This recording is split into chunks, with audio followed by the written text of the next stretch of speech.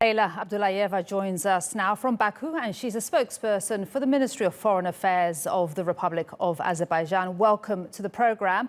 First of all, if you could remind our viewers about the dispute between Azerbaijan and Armenia, because it has been described as a frozen conflict for several years. So what caused this sudden flare-up?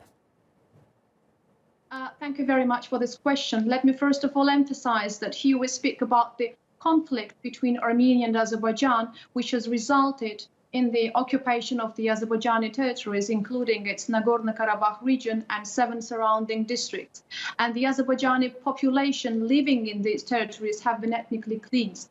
So now it's nearly 30 years that these territories remain under military occupation of Armenia. And those hundreds of thousands of internally displaced persons wait for the restoration of their fundamental rights.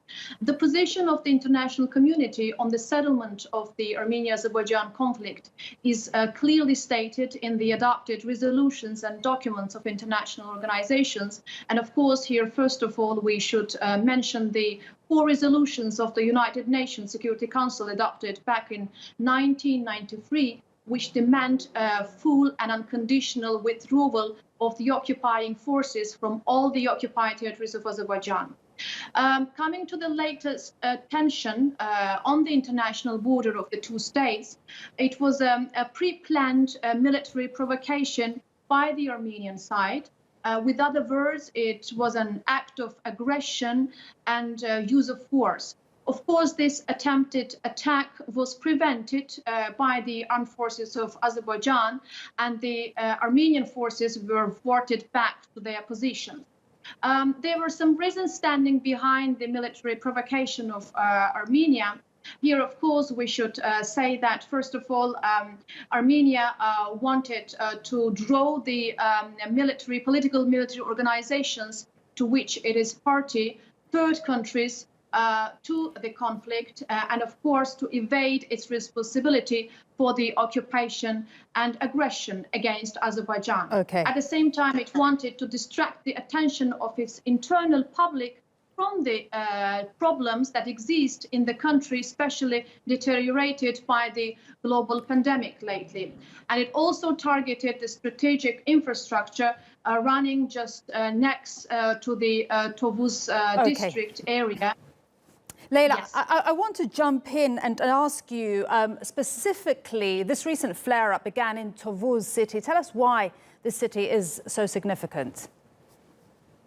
Exactly. This is a very good question, because I have just started mentioning that one of the goals of Armenia by this military provocation was to target the strategic infrastructure running just next to the area where the Tovuz district is located. It's located on the north and western part of Azerbaijan, along the border, international border of 2 states, and in close vicinity, strategic transport and energy pipelines are running.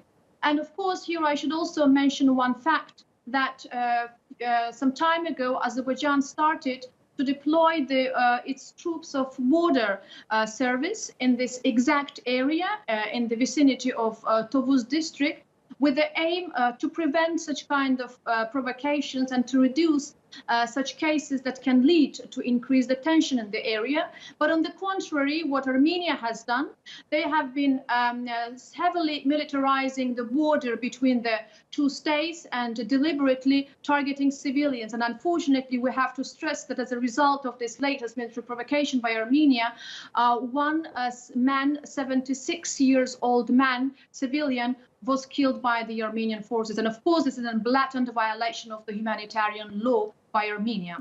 And have tensions reduced now? Because there were concerns, Leyla, that this would lead to a full-on conflagration.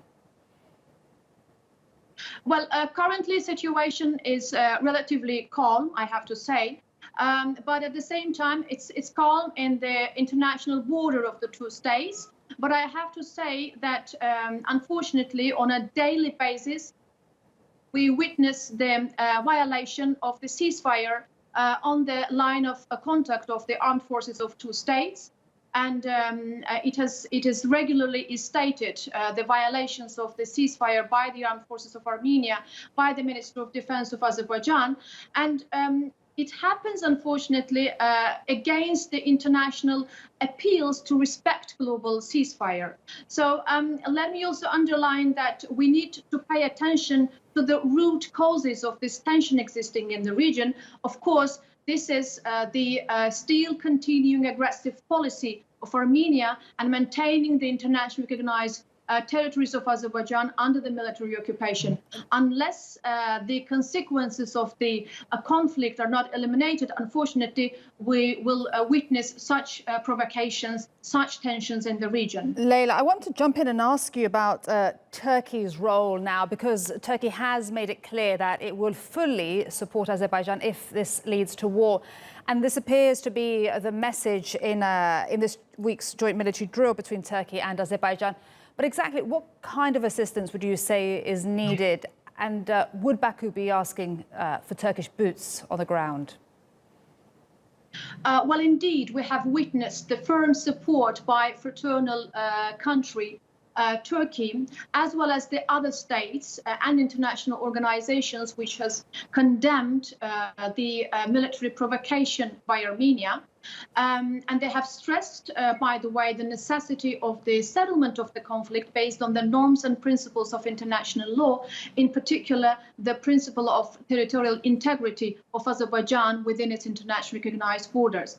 Well, coming to the position of Turkey on the settlement of Armenia-Azerbaijan conflict, it is well based on the norms and principles of international law, and it serves to ensuring peace and stability in the region. Let me also underline that Turkey is one of the 11 members of the Minsk group, and we sincerely think that it's already time for the Minsk group as well to convene and discuss the settlement of the conflict.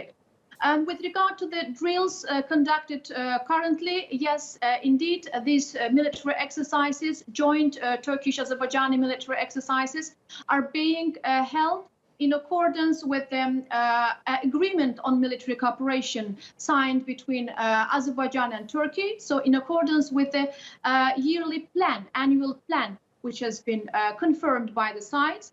And in fact, it aims to serve coordination and exchange of best practices between the armed forces of two countries, but it also serves to contributing to strengthening regional peace and security in the region.